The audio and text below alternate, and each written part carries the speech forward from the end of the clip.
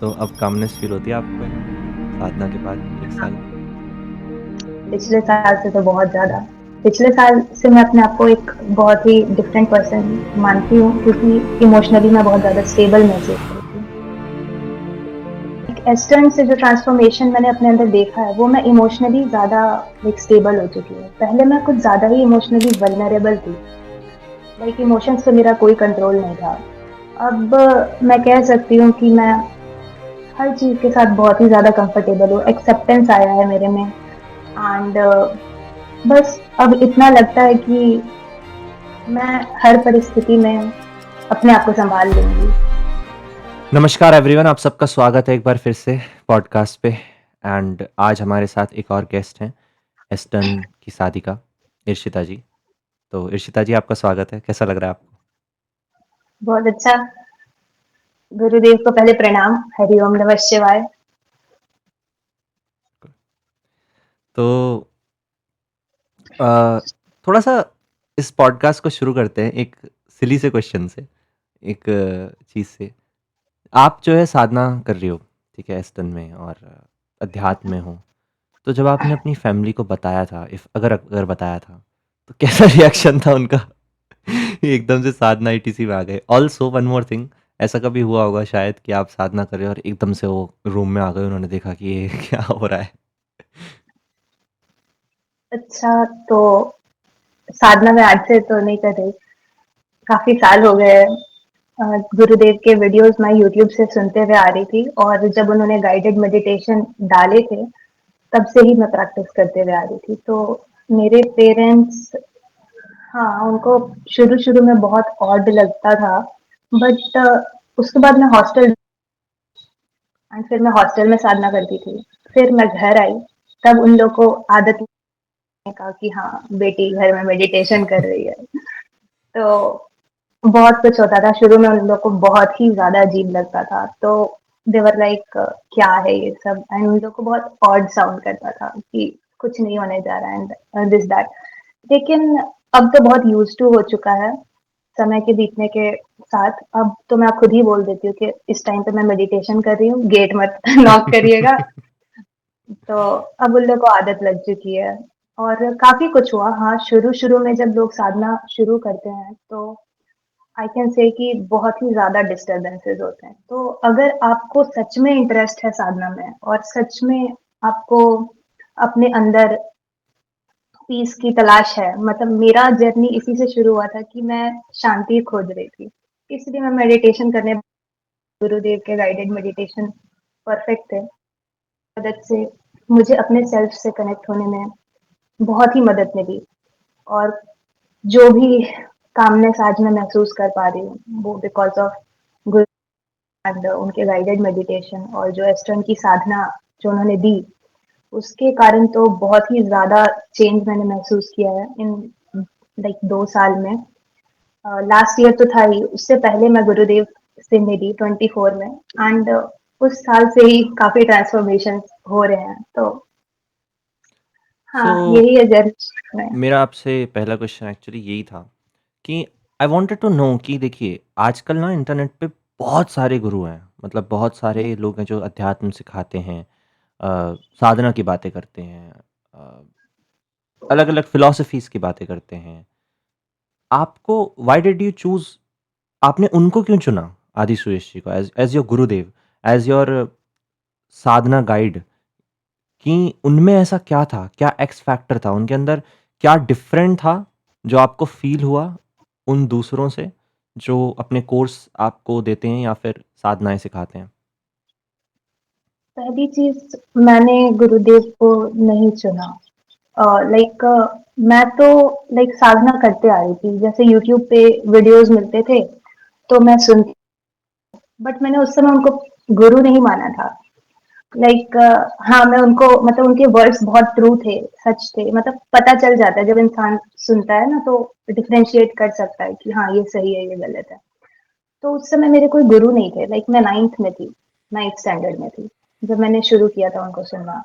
तो मेरे मन में जितने भी प्रश्न उठते थे, जीवन को लेकर के, भगवान को लेकर के, मैं उस समय बहुत नास्तिक किस्म की इंसान थी। तो तो गुरुदेव को सुनते गई एंड जब मेडिटेशंस प्रैक्टिस करना शुरू किया, तो गुरुदेव बोलते थे कि शिव उनके इष्ट हैं और हुँ, आपको अपने इष्ट तब पता चलेंगे, मतलब खुद ही पता चल जाएगा, आपका हृदय बता देगा कि आपके इष्ट कौन है। तो वो मुझे पता कैसे चलता? तो मुझे मेडिटेशन करना था, मतलब करना पड़ता पाऊँ कि लाइक क्या सच में कोई है, कोई भग या फिर कोई हायर फोर्स जो हमें देखता है, हमारा ख़्याल रखता है। तो ये सब मुझे जानना था एंड गुरुदेव के वीडियोज़ बहुत ही ज़्यादा गाइड करते थे, तो उनके अलावा मुझे किसी से रेज़ोनेंस फ़ील ही नहीं होता था। तो मैं उन्हीं को मतलब एकदम स्ट्रिक्टली फ़ॉलो करती, उनके वीडियो से मुझे आंसर्स मिलते।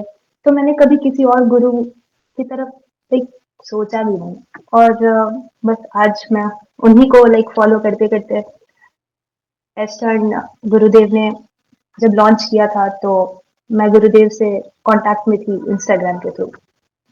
तो मैं जुड़ पाई। गुरुदेव भी लाइक मुझे समझे कि हाँ, देना चाहिए वेस्टर्न, मतलब मुझे मैं एलिजिबल हुँ, हूँ कि नहीं। उन्होंने मुझे वो प्रोग्राम ऑफ़र किया। उस समय तो लाइक सब गुरुदेव का ही दिया हुआ है। तो प्रोग्राम मैंने जॉइन किया, स्पेशली साधना ही सीखने के लिए मैंने जॉइन किया था।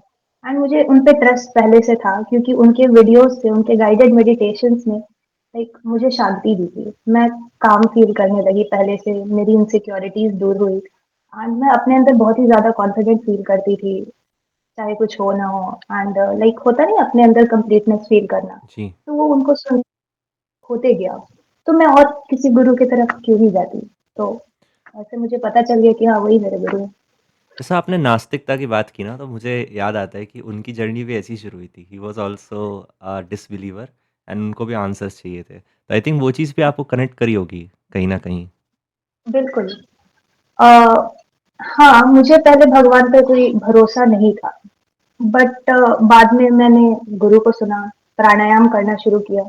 एक प्राणायाम का भी है ना कि जब लोग प्राणायाम करना शुरू करते हैं, तो उनके लाइक गुरुदेव कहते हैं कि हार्ट चक्र एक्टिवेट जब आपका होगा, तो आप खुद ही नहीं रोक पाएँगे अपने लाइक भगवान की भक्ति करने से। तो मैं नहीं कह रही ऐसा कुछ मेरे साथ हुआ, लेकिन प्राणायाम अगर कोई भी इंसान कर रहा है, तो आई फ़ील कि उसके अंदर भक्ति आ ही जाती है। तो हुँ, हाँ, मैं कृष्ण भगवान के प्रति डिवोट हो गई थी क्योंकि मैंने महाभारत देखना शुरू किया था और मैंने गुरुदेव के वीडियोज़ भी देखना शुरू किए थे महाभारत से। हाँ, तो मैं गुरुदेव के वीडियोज़ देखना शुरू की थी। मेरे मन में जब क्वेश्चन्स आते थे, कर्ण से रिलेटेड स्पेशली, कि लाइक वो कितना उसके साथ कितना अन्याय हुआ था कि लाइक उसने अपना कवच भी दान कर दिया, सूर्यपुत्र था एंड इतना ज़्यादा अन्याय उसके साथ हुआ और भगवान ने बोला कि लाइक उस पे तीर चला दो, मतलब अर्जुन को बोल दिया। तो मेरे मन में बहुत हिट किया था कि यार अब भगवान है, सब कोई तुमको भगवान कहता है एंड तुम बेचारे कर्ण के साथ अन्याय कर रहे हो। फिर बाद में गुरुदेव का जो वीडियो था कर्ण पे एंड कृष्ण भगवान पे, तो उन्होंने बहुत अच्छे से आंसर किया था कि भले ही अगर जीवन आपके साथ टफ हो, तो ये आपको कोई राइट नहीं देता कि आप अधर्म का पक्ष लो।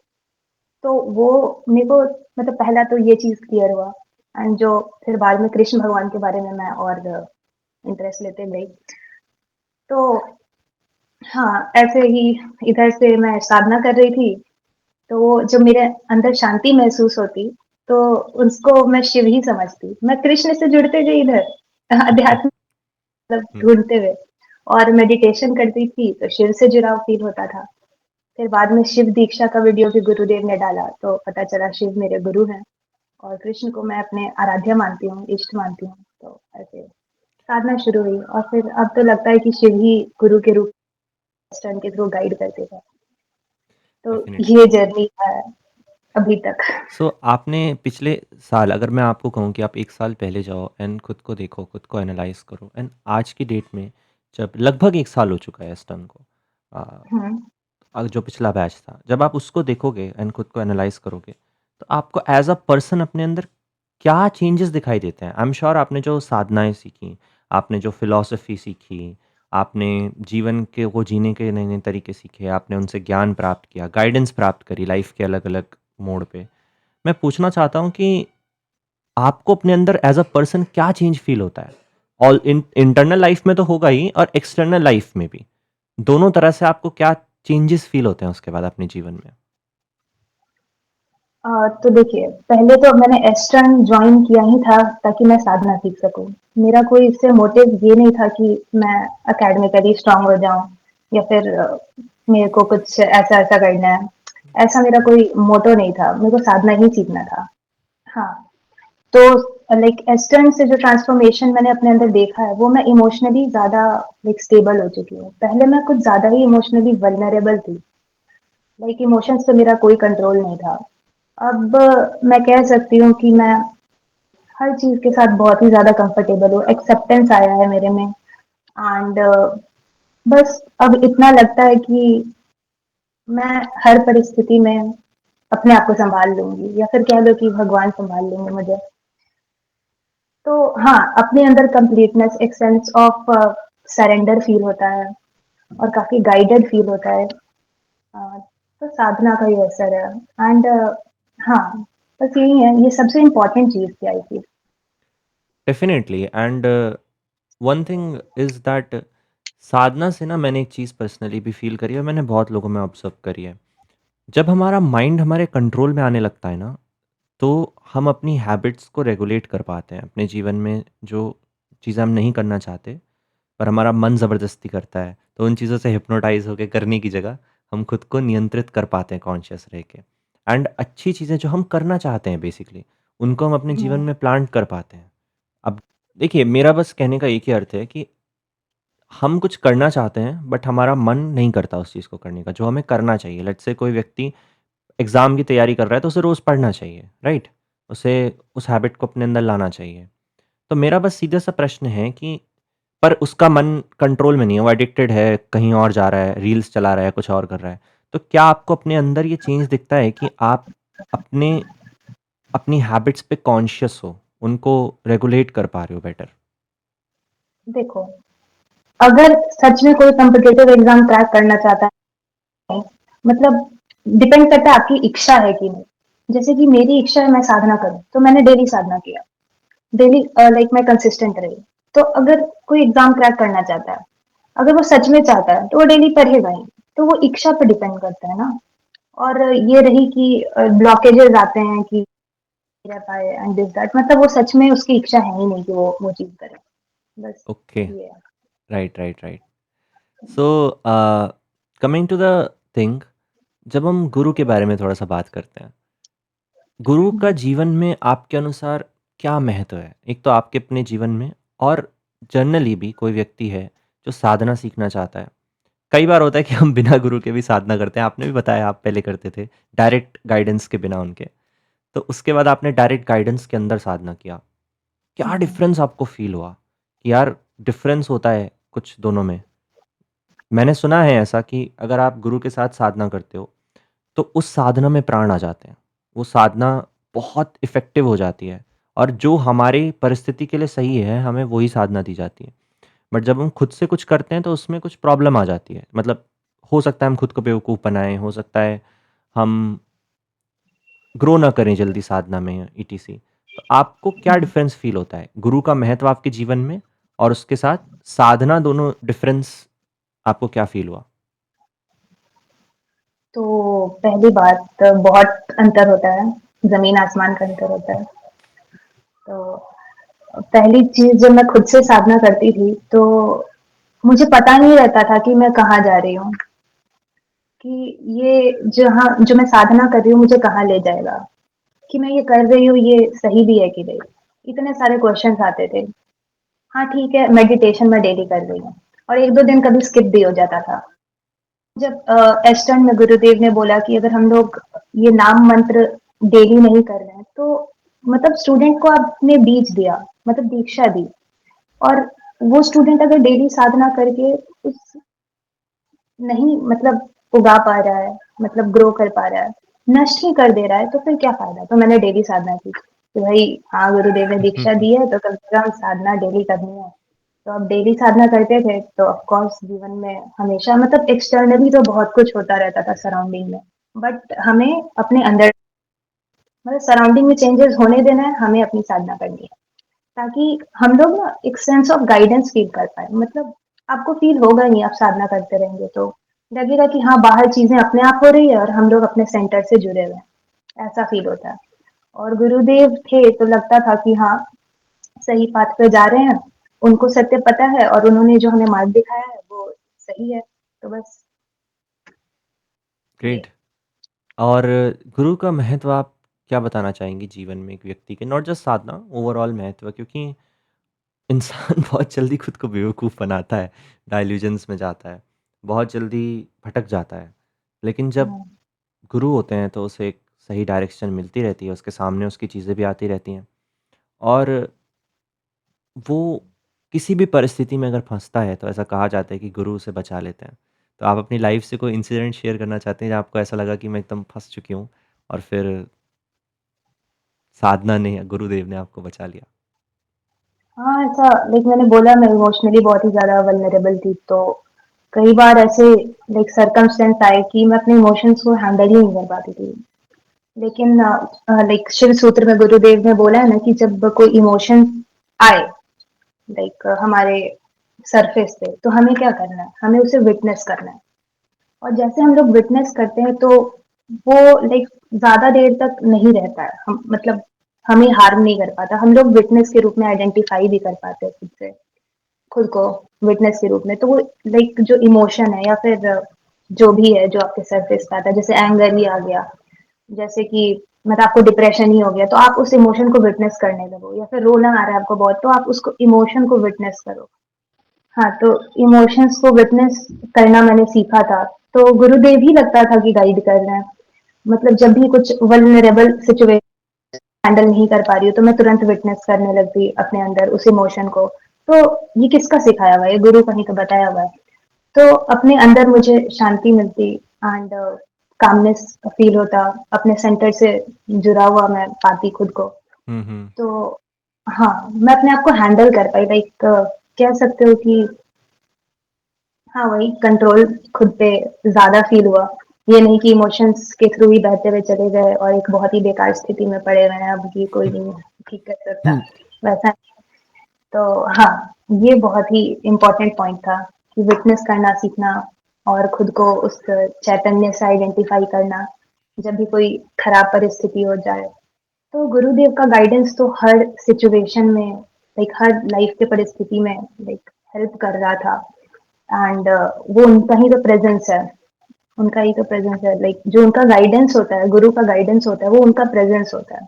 हम लोग उनकी बातों को कितना ध्यान से सुनते हैं और कितनी लाइक अच्छे से धारण करते हैं खुद के अंदर, तो हमारे थ्रू गुरु ही तो रहते हैं मतलब खराब परिस्थिति में हेल्प करने। एक बहुत ही सुंदर सेइंग है कि जो चंद्रमा होता है वो बहुत सुंदर होता है, लेकिन उसकी सुंदरता बस सूर्य के एक छोटे से किरण की रिफ्लेक्शन होती है। तो वो जो सूर्य हैं वो गुरु हैं और वो चंद्रमा हम हैं, कि जब हमें दुनिया देखती है कि हम कितने सुंदर हैं, वो वास्तव में हमारे गुरु पीछे से कर रहे होते हैं। बिल्कुल, बिल्कुल, क्योंकि हमारे हम कौन हैं? हमें क्या बनाया है? हम साधना की है, तभी जाके हम लोग वो बन पाएँ जो हम आज हैं और जो आगे होंगे उस साधना के कारण ही होंगे। तो जिसने साधना दी है, वो सूर्य है और हम लोग वो हुँ, चंद्रमा जो रोशनी को रिफ्लेक्ट करते हैं। बहुत बढ़िया।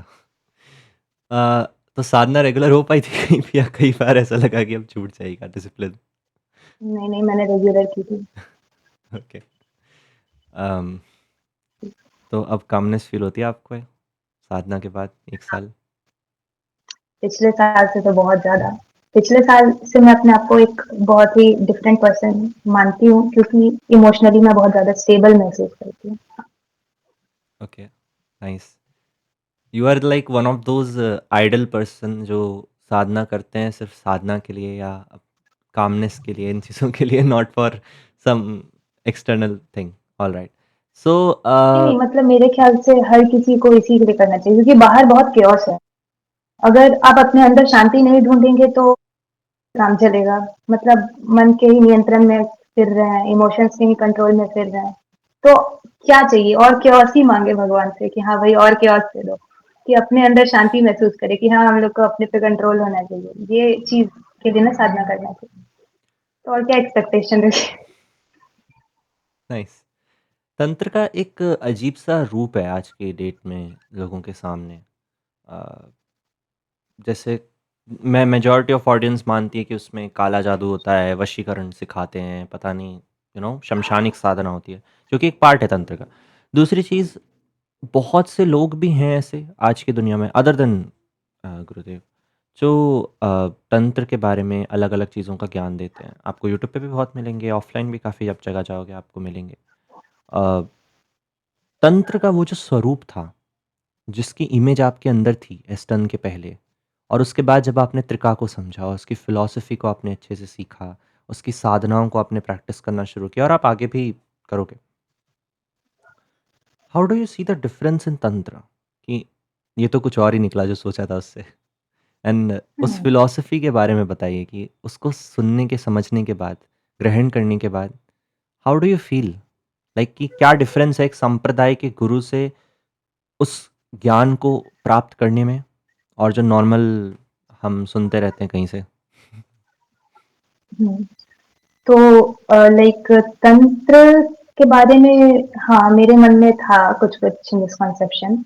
जब गुरुदेव को ही मैं सुनते हुए आ रही थी, तो पहला वीडियो शायद गुरुदेव ने तांत्रिक गणपति या तांत्रिक हनुमान पे डाला था, जी। तंत्र का। तो मैंने जब यूट्यूब पे देखा तो लगा कि अरे! गुरुदेव ये क्या डालने लगे? मतलब हाँ, तो मेरे मन पे आया था ये चीज़ कि अचानक मतलब महाभारत वेदांत चल रहा था, तंत्र ये तो तो अचानक मेरे फिलॉसफी से सीधा वशीकरण काला जादू पे चले गए। नहीं, नहीं, ये लेकिन मेरे पास तो कुछ प्रायर नॉलेज था नहीं तंत्र के बारे में, जो भी था लोगों का ही सुना हुआ था। तो गुरुदेव के वीडियोज़ तो ऑफ कोर्स लॉजिकल ही रहते थे, वो सही चीज़ बताते थे। यस। तो मुझे सुनी गुरुदेव को तो ये तो अपने आप हट ही गया कि तंत्र कुछ लाइक नेगेटिव है। तो मैंने कभी लाइक बाद में इसको मैं लोगों के पर्सपेक्टिव से देखना छोड़ ही दी। जो गुरुदेव बताते थे अ, उसी को मैं सही मानती थी क्योंकि वो सब सही था ही, मेडिटेशंस करती थी तो मुझे पता था कि गुरुदेव जो बता रहे हैं वो सही है। तो तंत्र के बारे में जो कोनोएशन बोलते हैं ना, तो वो मेरे मन में एक नोशन जो भी था मेरे मन में वो हटता गया। और मतलब मेन चीज़ कहाँ से आता है, मैं फ़ियर फाइल्स देखती थी बचपन में, तो we all can relate that. तो उससे बहुत ज़्यादा ये था कि हाँ भाई ये तंत्र खराब है, लेकिन ठीक है।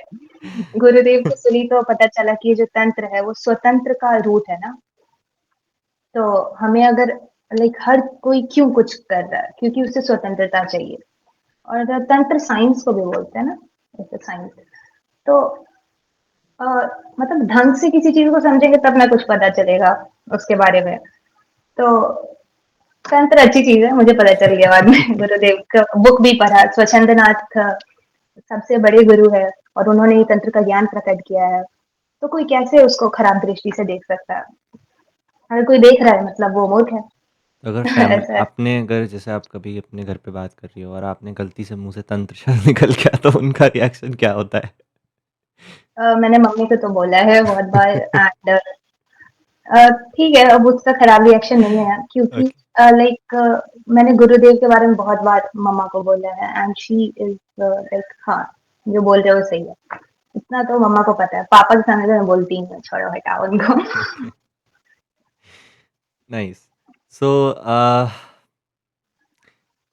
एक चीज़ और भी है, जैसे आपने कहा स्वतंत्र। हुँ, स्वतंत्रता का अर्थ सिर्फ़ आजकल की दुनिया में जो देखा जाता है ना, वो है कि अपने इंसान को मैं कहूँ कि यू आर फ्री। तो अपनी स्वतंत्रता को अभिव्यक्त कैसे करते हैं? वो कहेंगे कि मुझे तो बार में जाके पार्टी करनी है, मुझे तो ये करना है, वो करना है, बहुत तरह-तरह की चीज़ें होती हैं।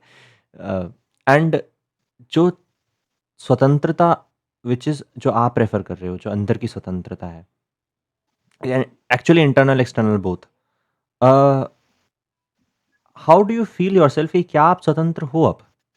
क्या आपको मतलब पहले के मुकाबले, नॉट 100%, पहले के मुकाबले डू यू फ़ील कि I have more freedom, I have more control? Control is not the right word but freedom and hmm. Consciousness.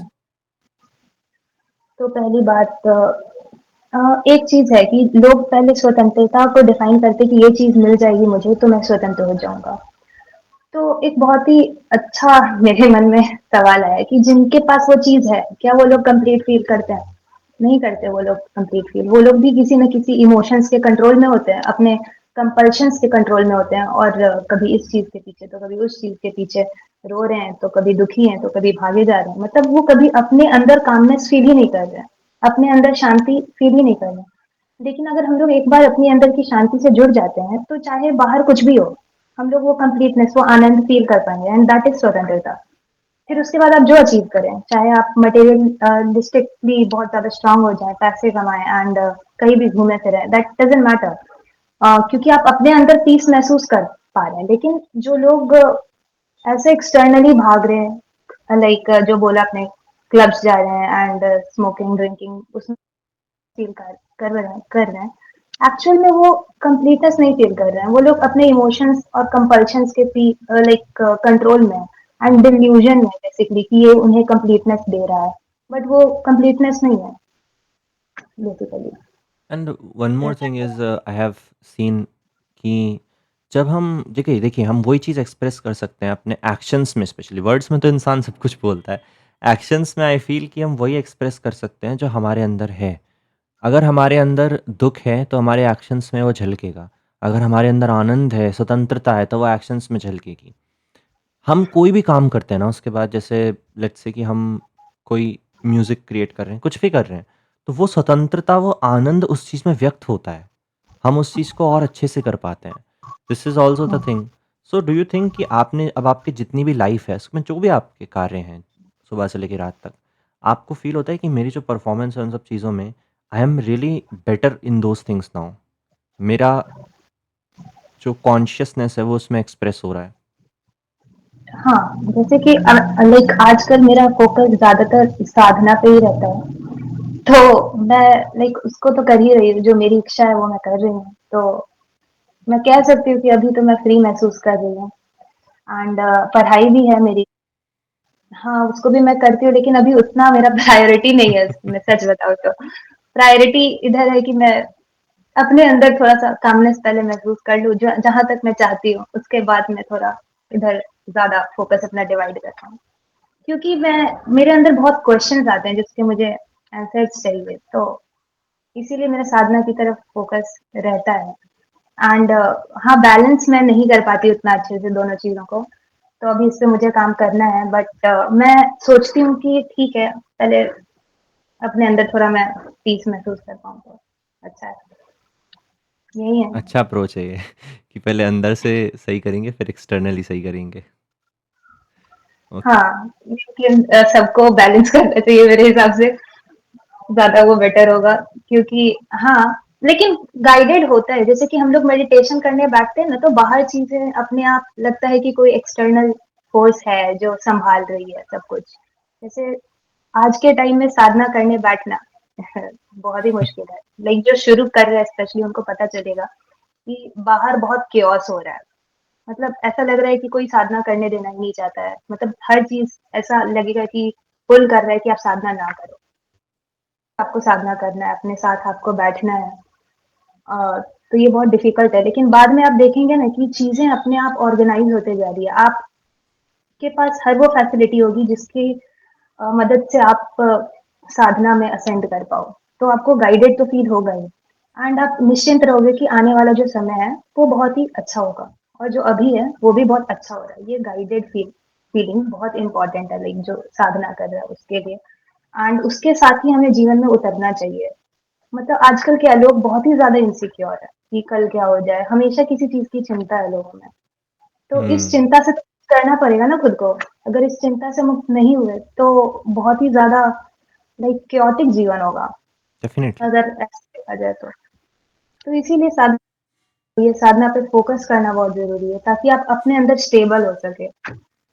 जो आप फ्यूचर जो आने वाला है आपका, साधना में, अध्यात्म में, दीक्षा में आगे, so are you excited for it? Like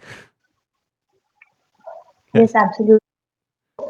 एक और दीक्षा बाकी है, जो गुरुदेव देने वाले हैं महाशिवरात्रि के टाइम पे, तो of course I am very excited for it. Great. मैंने देखा है इस चीज़ को कई बार कि जब एक व्यक्ति साधना करता है ना, तो उसका एक्सटर्नल लाइफ़ में एक फ़ेज़ ऐसा ज़रूर आता है, जब इतना डिफ़िकल्टी आ जाती है, एक एक तरह से उसका टेस्ट होता है वो, कि वो साधना हुँ, को कैसे मेंटेन करेगा उस टाइम्स में। हुँ, जैसे during my mother's surgery, I have also felt this कि द रूम वाज़ वेरी बहुत छोटा-सा कमरा था। प्राणायाम में लंबे रेशो के लिए it was suffocated also and वहाँ पे क्या था और भी कुछ प्रॉब्लम्स थी, I will not go into that. But किसी तरीके से मेंटेन करना था एंड उसमें उस समय माइंड भी बहुत रेसिस्ट करता है कि पता नहीं कैसे होगा, क्या होगा। आई एम श्योर आपके साथ भी ऐसा टाइम रहा होगा कभी ना कभी, एक बार ज़रूर आया होगा 1 साल के अंदर। तो ऐसा समय बाकी व्यूअर्स का भी आएगा जब वो साधना करेंगे। What you wanna say to them and how did you handled it? तो लाइक सॉल्यूशन ओरिएंटेड लोगों को होना पड़ेगा। जैसे कि कोई तो प्रॉब्लम पे नहीं चिंता करना है, सॉल्यूशन पे काम करना है। तो जैसे कि आप अभी बहुत बेकार परिस्थिति में फँस गए और आप रो रहे हो और आपको कुछ नहीं करने का मन कर रहा है। तो सोचो कि अभी आप किसी के पास जाके अपने लाइक प्रॉब्लम को ठीक करवाना चाहोगे, तो क्या वो आपका प्रॉब्लम को ठीक कर देगा? नहीं करेगा। आप किसके पास जाओगे? भगवान के पास जाओगे ऑफ कोर्स। वो सच में ठीक भी कर देंगे। मतलब किसी के पास रोने से क्या होगा? या तो वो आपके प्रॉब्लम का मज़ाक उड़ाएगा या आप पे हँसेगा या फिर ठीक है, वो आपके प्रॉब्लम का सॉल्यूशन भी नहीं दे पाएगा। तो आप अंदर ही मेडिटेट करना होगा, आपको अपने प्रॉब्लम पे काम करना पड़ेगा। तो या तो आप भगवान के पास जाके अपना प्रॉब्लम्स बताओगे। तो किसी भी सॉल्यूशन ओरिएंटेड हो तो आप सही जगह जाओगे। तो या तो भगवान के सामने जाओ, अपनी प्रॉब्लम बताओ और तुरंत अपने अंदर उस इमोशन पे ध्यान देने लगो।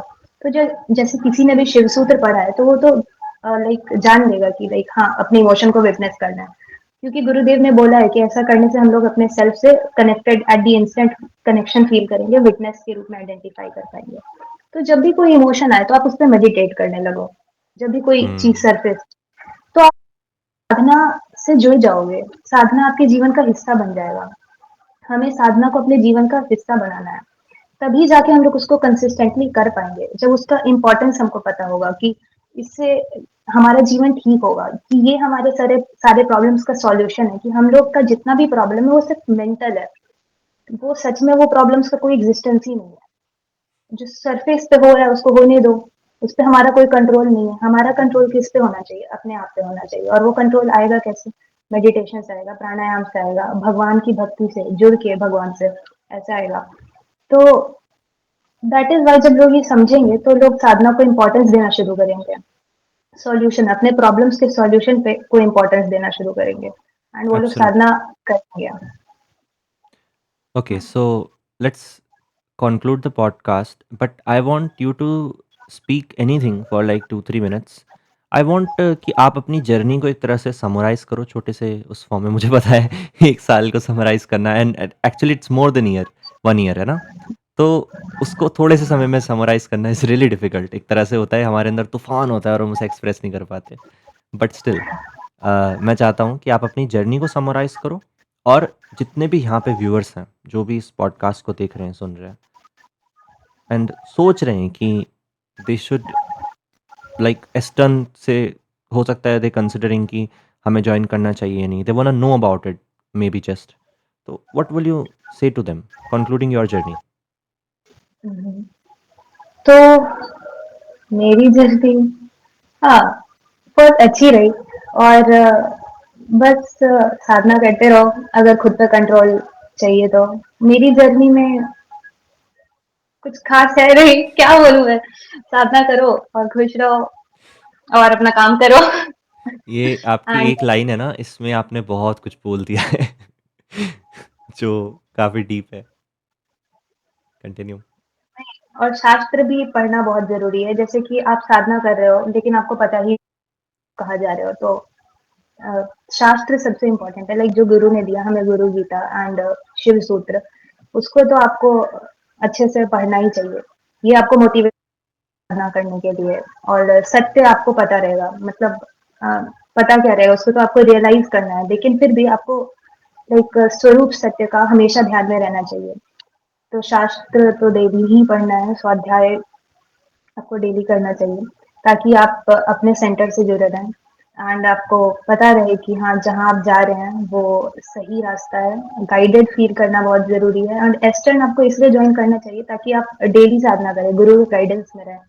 और लाइक इंसान अपने अपने मन को थोड़ा साइड रखना होगा। जैसे लोग चाहते हैं कि मेरा जो मन कह रहा है वो सही है। हुँ, लोग का ऐसा बहुत रहता है। बट नहीं है सही। अगर सही होता तो आप अपने आप को खुद ही हैंडल कर लेते। लेकिन आप गुरु के गाइडेंस में हो, तो गुरु जो बता रहे हैं, गुरु ने जो आपको साधनाएँ दी हैं, वो आपको करना चाहिए, ताकि आप एक ऑर्गेनाइज़्ड वे में अपनी साधना को कंटिन्यू कर पाएँ एंड अपनी जर्नी को कंटिन्यू के थ्रू आप अपने सेंटर से जुड़ पाएँ, अपने सेल्फ से जुड़ पाएँ, शिव से जुड़ पाएँ। और बस यही है, गुरु के गाइडेंस को फ़ॉलो करना बहुत ज़रूरी है। अगर आप वेस्टर्न जॉइन कर रहे हैं तो क्या फ़ायदा हुआ अगर आप जॉइन किए, साधना ही नहीं किया या फिर शास्त्र ही नहीं पढ़े तो। So it is very important कि आप गुरु के वर्ड्स को अच्छे से फ़ॉलो करें, जैसे कि भगवान ही बोल रहे हैं। क्योंकि आपको डेफिनेटली। लाइक साइन भी हो सकता है ना कि लाइक आपको गुरु का गाइडेंस मिल गया कि अब आप अ, को एक रास्ता मिल गया through which you could feel more confident with in yourself, through which आपको आपके सवालों का जवाब मिल जाए, जो शिव सूत्र के थ्रू हम सभी को मिला। वो सभी प्रश्नों का जवाब मिला जो हम लोग खोजते थे, एंड हमें इसे ग्रांटेड नहीं लेना चाहिए। हमें साधना करना चाहिए, खुद पे काम करना चाहिए, ताकि हम लोग एंड तक पहुँच पाएँ। बीच में रुक जाने से क्या होगा? अब शुरू किया तो एंड तक it's great, that. Great, great. So मेरा एक फाइनल सा छोटा-सा क्वेश्चन है बस। मैंने देखा है बहुत से लोग ना साधना इसलिए करते हैं कि उन्हें अलग-अलग तरह के विकार होते हैं, मानसिक विकार होते हैं, जैसे डिप्रेशन, मे बी एंग्ज़ायटी, और वो इस चीज़ को इसलिए करते हैं ताकि वो इसे ओवरकम कर सकें। अपनी लाइफ़ में वो देख सकें कि ये चीज़ें कम हो रही हैं, इन चीज़ों से मैं फ्री हो रहा हूँ। कइयों को तो पता भी नहीं होता कि उनके अंदर ये चीज़ें होती हैं। सो आपकी जो जर्नी थी, क्या उसमें कोई ऐसा पॉइंट था जब आपको पता चलता रहा कि अब मैं इम्प्रूव होता जा रहा हूँ, अब मैं इम्प्रूव होती जा रही हूँ, अब मेरे अंदर वो सब चीज़ें खत्म होती जा रही हैं या फिर इंक्रीज़ हो रही हैं? कुछ भी हो रहा है, क्या आपके पास कोई ऐसा तरीका था? क्या गुरु ने आपको बताया या एनीथिंग?